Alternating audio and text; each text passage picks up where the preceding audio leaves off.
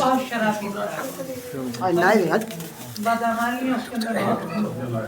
लेकिन जब उसकी औलाद हुई तो उसने अपनी बीवी से कहा मैं अपने बच्चे को हाफिज बनाऊंगा, हाफिज कुरान बनाऊंगा।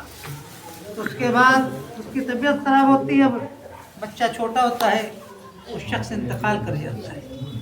जब इंतकाल कर जाता है तो दुनिया में उसने शराब में उसमें डूबा रहता था, तो उसको कब्र में अजाब मिलता था उसको। लेकिन काफ़ी वक्त गुजरा, उसका एक दिन देखता क्या कि उसकी कब्र से अजाब को उठा लिया जाता है। तो पूछता है, जो फरिश्ते होते हैं कब्र से उनसे पूछता है कि क्या बात है, आज मेरी कब्र से अजाब क्यों उठा लिया गया।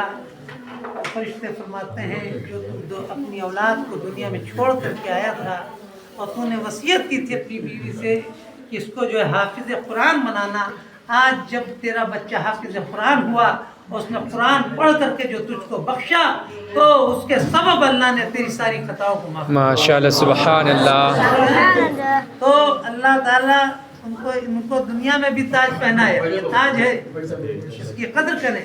और हाफिज कुरान को अल्लाह ताला आखिरत में भी ताज पहनाएगा, बेशक समझिए, वहाँ पर नूर का ताज पहनाया जाएगा। और एक हाफिज कुरान अपनी तमाम अगर बामल रहेगा तो तमाम नस्लों की मग़फ़िरत करा देगा। तो बहुत खुशकिस्मत हो, अल्लाह का शुक्र अदा करो कि अल्लाह ने, और कोशिश करो कि और इनको इल्म दीन सिखाओ, ये अभी हाफिज कुरान हुए, बेहतरीन आलिम में बामल हो जाए, समझ गए। क्योंकि आज का जो दौर है बड़ा पुरफतन दौर है। आज सारी दुनिया की ताकतें वो लगी हुई हैं कि किस चीज़ को ख़त्म करने के लिए, मुसलमानों को उनके इल्म दीन से दूर करो। यानी कि मुसलमान दुनिया के इल्म हासिल कर, उससे मत दूर करो, उसको दुनिया के इल्म में मलूस कर दो कि वो उसी में पड़ा रहे, अपने दीन को भूले।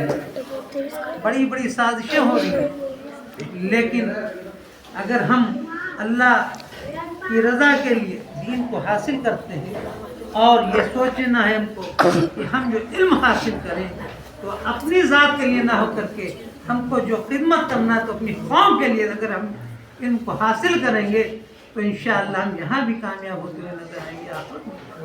हज़रत अल्लामा इकबाल एक बार यूरोप के दौरे पर, तो वहाँ एक पार्क घूमने गए तो देखा तमाम के तमाम बच्चे खेल रहे।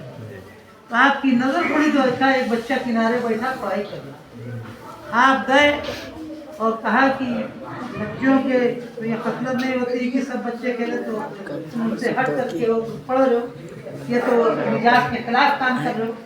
तो उसने कहा कि मैं इसलिए पढ़ रहा हूँ, कहा कि किस लिए, कहा कि मैं अपनी कौम के लिए पढ़ रहा हूँ। किसके लिए पढ़ रहा हूँ? अपने लिए बोला कि नहीं पढ़ा, अपनी कौम के लिए पढ़ रहा हूँ। तो आपने पूछा तुम किस कौम के? कहा मैं यहूदी कौम।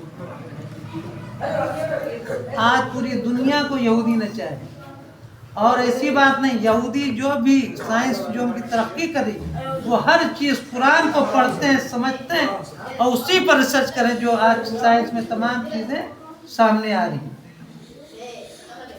समझे। तो ऐसी बात नहीं, आज बच्चे बहुत से आलिम दीन हुए, आईएएस भी हो रहे, समझे।